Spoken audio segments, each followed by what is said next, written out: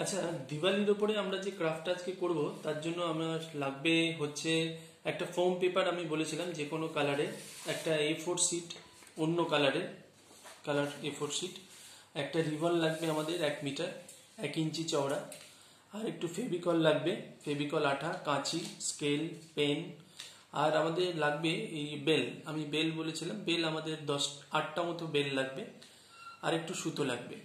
তো আমরা কিভাবে করব সেটা আগে আমি দেখাচ্ছি। তো প্রথমেই এই ফোম পেপারটাকে আমরা সমানভাবে এই এদিকে আড়াআড়িভাবে সমানভাবে এটাকে ভাগ করব। একটা লাইন টেনে নিলাম, দিয়ে আমরা এই দিক থেকে 4টে ভাগে ভাগ করব।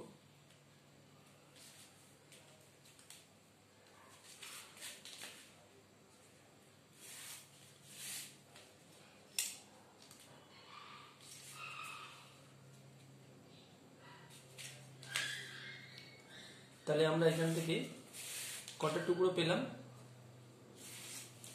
1 2 3 4 5 6 7 8। দিয়ে আমরা এটাকে কাঁচি দিয়ে কেটে নেব কাজের সুবিধার জন্য। তাই আমি আগে থেকে একটু কেটে রেখেছি। এটাকে একদম ছোট ছোট 8টা টুকরো করব।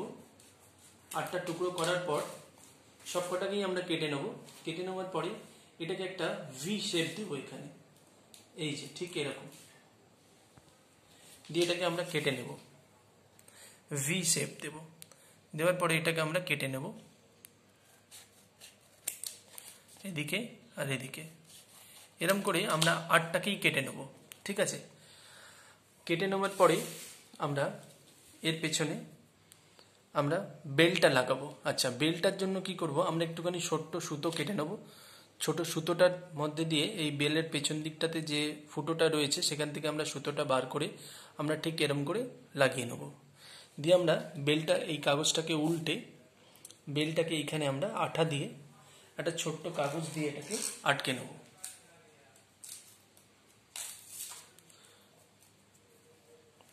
ছোট একটা কাগজ দিয়ে আমরা এখানে একটু আঠা দিয়ে বেলটাকে এখানে আটকে দেব।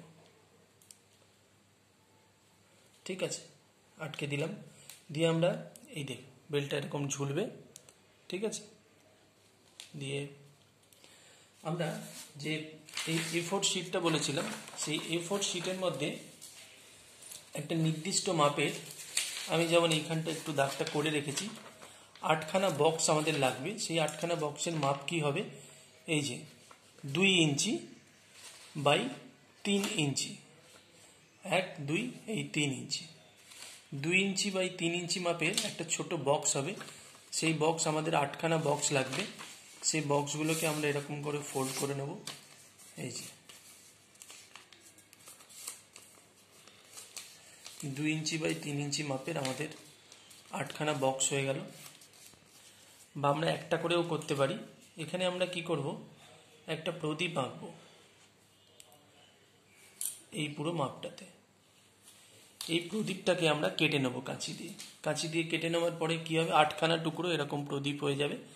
দিয়ে আমরা এটাকে ফেভিকল আঠা দিয়ে খুব ভালো করে আঠাটা মাখিয়ে দিয়ে এইখানে আমরা পেস্ট করে দেব। ঠিক আছে, তাহলে আমাদের অনেকটা এটা এরকম দেখতে লাগবে। ঠিক আছে, তো আমি কাজের সুবিধার জন্য 8টাই আমি বানিয়ে রেখেছি। কীরকমভাবে বানিয়েছি, এই যে আমরা 8টা বানিয়ে রেখেছি। এবার আমরা কি করব, এই রিবনটার মধ্যে রিবনটাকে এরকম করে পেতে দেবো। পেতে দিয়ে আমরা এখানে একটু করে আঠা লাগাবো, একটুখানি গ্যাপ রেখে রেখে।